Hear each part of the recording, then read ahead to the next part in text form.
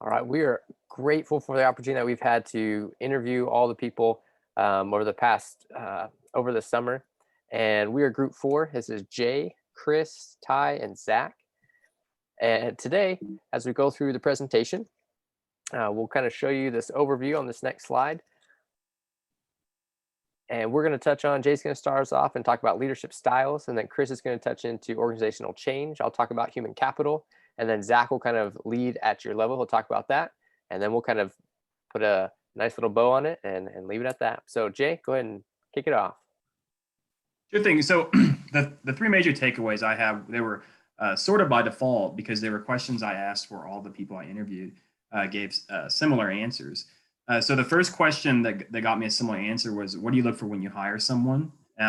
Without coming right out and saying it, they were talking about the difference between soft skills and hard skills. For example, hard skills like an engineering degree and an accounting degree will get you your interview, but your soft skills is probably going to be what gets you the job. When I asked the most important soft skills, I was told communication, people person, if they're motivated, if they have that sort of undefinable it factor. And so, interestingly, they said they'd rather hire somebody with really good soft skills and teach them the technical area than they would hire somebody with great technical skills where they have to teach the soft skills. The second question I had that got me a similar answer was, how do you motivate an underperforming employee? And each person I interviewed, they start with the assumption that there is some sort of breakdown of communication that's causing that employee to not meet expectations. Whether the expectations weren't clearly defined or they didn't hear them clearly. And so because of that, they thought they owed them a conversation. Before they took any sort of adverse or motivational step, they want to sit down and talk with them. And from that conversation, they would define a SMART goal because everybody said that a goal helps meet an expectation or performance, which aligns with what we learned in class. Or they'd find that specific thing that motivated them, since we're all motivated differently, and use that. The third question I asked is, what is the most important characteristic of a leader? And to no surprise, all three of them said integrity. That's sort of the leadership hot word. Just doing what you say you're going to do.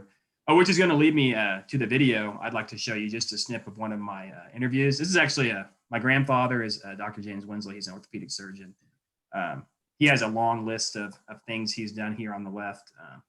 So at any given time, he would manage or lead 1,000 to 2,000 people. So I think hearing his perspective is probably going to be value added.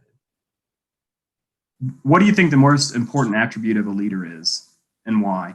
Of a leader? Yeah. So to yourself, what's the most important thing? Integrity. You have to do what you say you're going to do, and you have to lead your company or your group or whatever it is in the direction that you have said you were going to lead it. Right. Because if you do what you say you're going to do, there's a pretty good likelihood they will do what they're supposed to do. If you don't do what you're supposed to do in the right direction, you can't really fault them for not following through. That was for not following through there at the end. So those are my three key takeaways. And so next, Chris is going to talk to you. So, as part of a recent reorganization change, we went through a major staffing cut across the board in our company, about 12%. So I really, talked to several of my folks about, well, how did we manage the change? What kind of things worked well? What kind of things did you see? And common theme, because I interviewed a lot of folks that are kind of like middle manager, supervisor type folks, and rumor control is paramount at all levels. Definitely a lot of the uncertainty brings, politics and people positioning and things like that. But even the managers themselves, myself included, uncertain of our roles or whether we even had a job, right? But as the company started to roll out what it was going to do for employees that were terminated, what kind of benefits it was going to give them, target bonuses and things like that, that eased the stress and eased the organizational, issues associated with that. And I think helped formulate kind of a better path forward for people to be comfortable with, well, if it happens, well, then I'll just have to deal, right? And I think it really set the tone and helped people go through it. But after the organization rolled out, a common theme emerged where employees a lot of times have never met their supervisor. Their supervisor in different geographical locations across, the U.S. and they haven't met them yet in person. Not even to this day, still, depending on COVID restrictions. And so, getting around that, working with remote teams and working through issues associated with virtual teams, it's really difficult when you haven't met the person yet, and it's a really unique environment. So it's interesting to kind of get that take from folks, as well as the new rules and the new organization generated on certain boundaries, because sometimes there might have been overlap in what groups were doing previously. And so a lot of that had to be straightened out, and we had to kind of get folks comfortable with their new roles. And so I interviewed, as part of this, Steve Smith. He's now a counterpart of mine. At the time of the reorg, he was actually working underneath me, but now he's got a new role in the group. And so I had him kind of talk about, what changing roles during the reorganization meant, and as well as what needs to be done following the personnel moves to be successful. One of the challenges that faced us at the lower management levels was there wasn't a lot of direction given on what our groups were going to be doing. We got high level direction on as here's your new role, here's your new reports. But at least for me, I went from supporting a lot of the front end projects and providing general support to just doing optimization of our facilities and still providing process support, but in a different manner than what I was previously responsible for. And so there was a lot of difficulty in setting people's expectations of what our group was going to do and how we were going to do it. And there were some people new to the group that hadn't done the role that was being asked of us before, or had very little experience in that. And so, the first course of action was to get a little bit clearer direction from upper management on what the expectations of this group were. And then the second, once that was kind of set, I had to roll down to my employees that,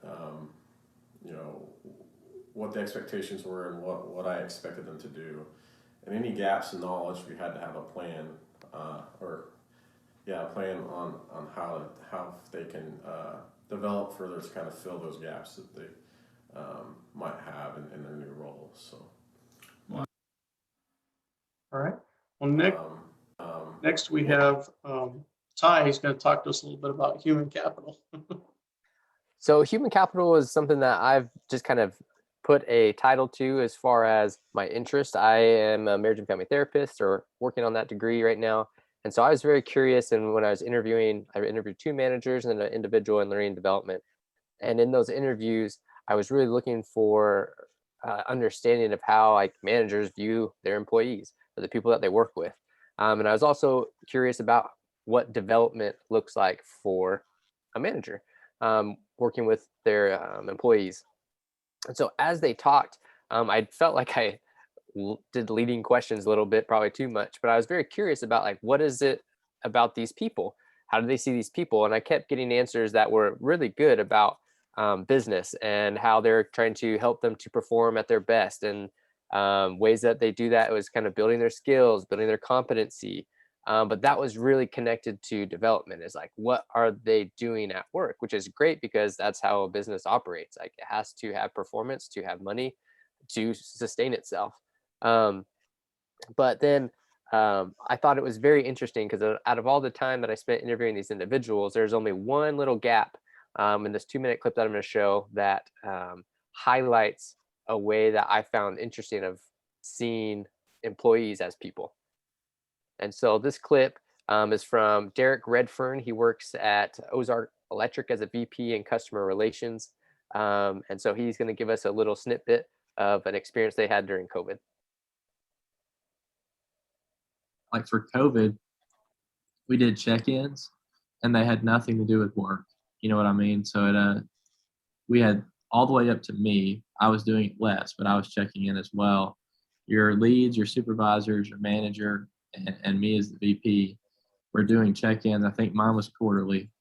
And they were 15 minutes but it was more, it had nothing to do with work. It was more just, how are you doing? How are things going? You know, is there anything you need within just life? And, you know, we found some interesting things, like we had one employee that they were trying to balance sending their children back to school. They had some other personal things going on, and they were super worried about how they were going to be able to pick them up from school. And we were able to make some changes that were understandable for a few different employees to handle a 3 o'clock lunch. And so they weren't having to use PTO. They got an hour. We even had some flexibility. If it was an hour and 10 minutes, hour and 15 minutes, okay. But they got an hour every day to where they could go and pick up their employees or pick up their kids from school without having to worry about, using up their paid time off, or being able to keep their job or whatever it may be, just through some of those sessions, because that changed things. Now every school wasn't uniform in their approach. You had schools that were open part-time. And so we tried to do a really, really good job about, with COVID especially, I think that probably opened our eyes even more, understanding, how can we operate our business and make sure that we're still successful without, in a way that promotes a work-life balance and ultimately an opportunity for us to create a positive engagement with our employees, so that they don't feel like they can't come to us as an employer and ask for things that are maybe outside the norm. And so I think I love that clip from Derek. And I don't think managers have to be babysitters or know everything about everybody's life. But I do think like this was insightful, just in like, what are the needs of people? Like, they are people. They come to work from home every single day, and then they go back to their homes. And so I love this kind of, what do people need as an investment in human capital.